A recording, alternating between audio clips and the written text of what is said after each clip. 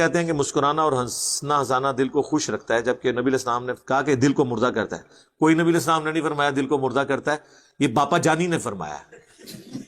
نبی علیہ السلام سے زیادہ تو مسکرانے والا کوئی ہے ہی نہیں تھا. الحمدللہ رب العالمین والصلاة والسلام علی سید الانبیاء والمرسلین، اما بعد فاعوذ باللہ من الشیطان الرجیم، بسم اللہ الرحمن الرحیم. مرزا جہلمی صوفیہ کی مخالفت اور دشمنی میں اس قدر آگے بڑھ چکا ہے کہ صوفیہ کی مخالفت کرنے کے لیے اسے چاہے صحیح احادیث کا انکار ہی کیوں نہ کرنا پڑ جائے،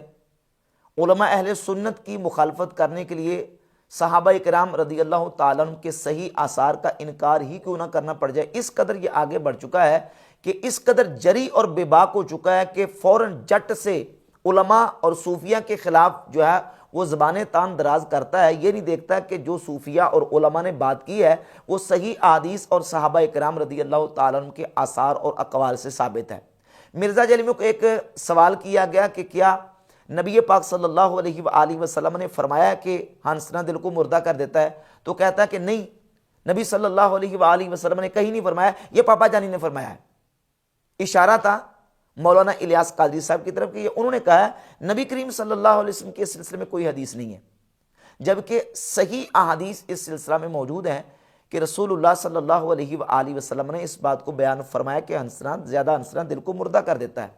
جامع ترمذی میں 2305 نمبر حدیث ہے. سیدنا ابو ہریرہ رضی اللہ تعالیٰ عنہ اس حدیث کے راوی ہیں کہ نبی پاک صلی اللہ علیہ وآلہ وسلم نے فرمایا وَلَا تُكْسِرِ الضَّحِكَ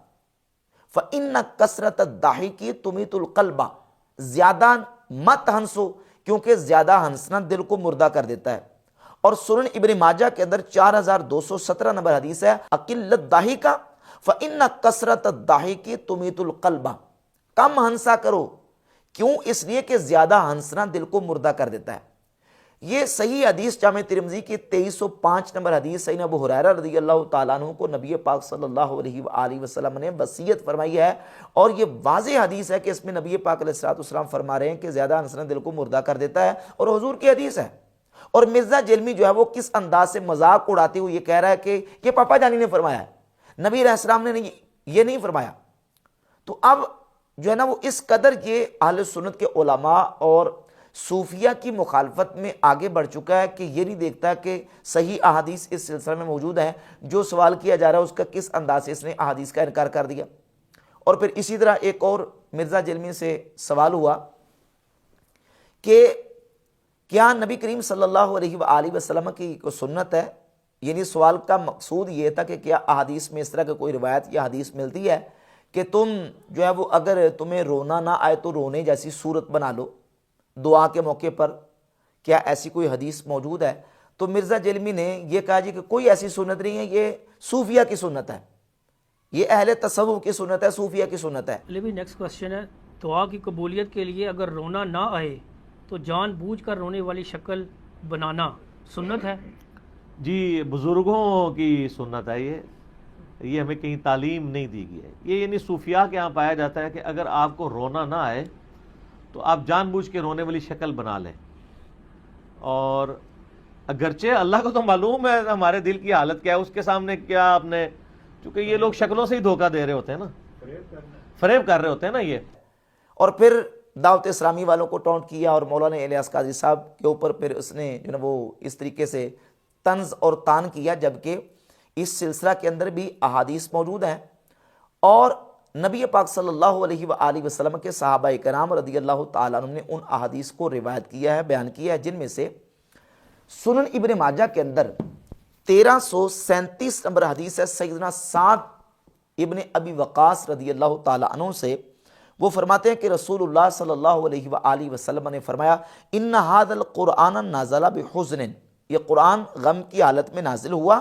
فَإِذَا قَرَأْتُمُوهُ فَابْكُوا، جب تم قرآن پڑھو تو تم رو. فَإِن لَّمْ تَبْكُوا فَتَبَاكَوْا، اور اگر تمہیں رونا نہ آئے تو رونے جیسی صورت بنا لو. 1337 نمبر یہ جو سنن ابن ماجہ کی حدیث ہے، اس حدیث کے اوپر تبصرہ کرتے ہوئے امام زین الدین عراقی المتوفیٰ 806 ہجری، یہ ان کی تخریج ہے احیاء العلوم کے اوپر، جسے تخریج عراقی کہتے ہیں. اس کی جلد نمبر 1 صفحہ نمبر 388 پہ امام زین الدین عراقی لکھتے ہیں کہ اخرجہ ابن ماجہ من حدیث سعد ابن ابی وقاص باسناد جید، یہ جید سند کے ساتھ ابن ماجہ کے اندر حدیث موجود ہے سیدنا سعد بن ابی وقاص رضی اللہ تعالیٰ عنہ سے، اور اس کا ایک شاہد مسند ابی یعلا کے اندر سیدنا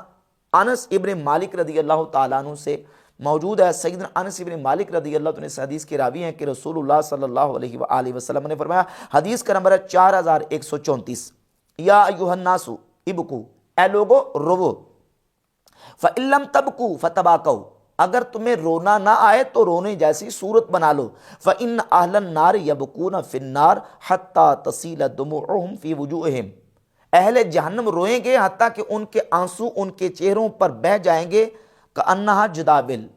اور ان کے چہروں پر گویا کہ نالیاں بن جائیں گی، حتی تنقطع الدموع، حتیٰ کہ ان کے آنسو ختم ہو جائیں گے اور پھر ان کے آنسو خون کے بہیں گے، یعنی جو پانی کے آنسو ہیں وہ ختم ہو جائیں گے اور پھر ان کی آنکھیں خون بہائیں گی۔ یہ حدیث جو ہے یہ شاہد ہے سیدنا سعد بن ابی وقاص رضی اللہ تعالیٰ عنہ کی حدیث کا، جس کو امام زین الدین عراقی المتوفی 806 ہجری نے تخریج احیاء العلوم میں جس کی سند کو جید قرار دیا۔ اور اس کے علاوہ سیدنا ابو بکر صدیق رضی اللہ تعالیٰ عنہ سے مصنف ابن ابی شیبہ کے اندر 35,578 اور 36,678 نمبر، یہ دو مقامات پہ حدیث موجود ہے۔ سیدنا ابو بکر صدیق رضی اللہ تعالیٰ عنہ فرماتے ہیں، ابکو فإن لم تبکو فتباکو، رو اور اگر تمہیں رونا نہ آئے تو رونے جیسی صورت بنا لو۔ مصنف ابن ابی شیبہ میں یہ دو مقامات پہ یہ حدیث موجود ہے، اور یہ صحیح مسلم ہے۔ صحیح مسلم میں 4588 نمبر حدیث ہے۔ سیدنا عمر فاروق رضی اللہ تعالیٰ عنہ فرماتے ہیں، جب صبح ہوئی بدر کے موقع پر نبی پاک صلی اللہ علیہ وآلہ وسلم اور حضرت ابو بکر صدیق رضی اللہ تعالیٰ عنہ دونوں اکٹھے بیٹھ کے رو رہے تھے۔ فَإِذَا رسول اللہ صلی اللہ علیہ وسلم ابو بکر قاعدین وہما یبکیان، دونوں بیٹھے تھے اور رو رہے تھے۔ قلت یا رسول اللہ، میں نے نبی پاک صلی اللہ علیہ وسلم کی بارگاہ اقدس میں عرض کی، یا رسول اللہ اخبرنی من ای شیء تبکی انت وصاحبک، آپ اور آپ کے ساتھی کیوں رو رہے ہیں، مجھے خبر دیں۔ فَإِن وجدت بکاء بکیت، اگر مجھے بھی رونا آئے گا تو میں روؤں گا، وَإِن لَمْ أَجِدْ بُكَاءً تَبَاكَيْتُ لِبُكَائِكُمَا، اور اگر مجھے رونا نہیں آئے گا تو میں آپ کے رونے کی وجہ سے روؤں گا، تکلف کے ساتھ روؤں گا، یعنی خود اپنی طرف سے کوشش کروں گا رونے کی آپ کے رونے کی وجہ سے۔ تو سیدنا حضرت عمر فاروق رضی اللہ تعالیٰ عنہ کا یہ بیان، ابو بکر صدیق رضی اللہ تعالیٰ عنہ کی حدیث، اور اس کے علاوہ دو صحیح سند کے ساتھ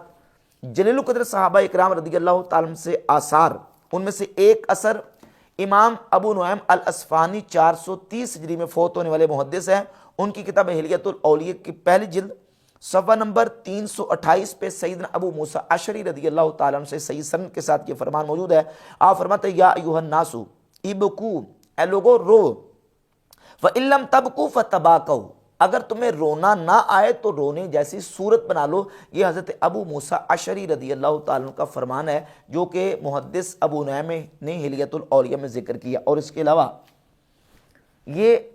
المستدرک علی الصحیحین میں امام حاکم سیدنا عبداللہ بن عمر رضی اللہ تعالیٰ عنہ سے حدیث لے کے، عبداللہ بن عمر رضی اللہ تعالیٰ عنہ فرماتے ہیں، ابکو فإن لم تجدوا بکان فتباکو، رو اگر تمہیں رونا نہ آئے تو رونے جیسی صورت بنا لو۔ اس حدیث کو امام حاکم نے صحیح قرار دیا، اور امام ذہبی نے امام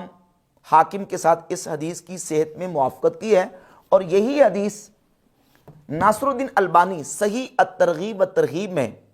جب اس پر حکم لگاتے ہیں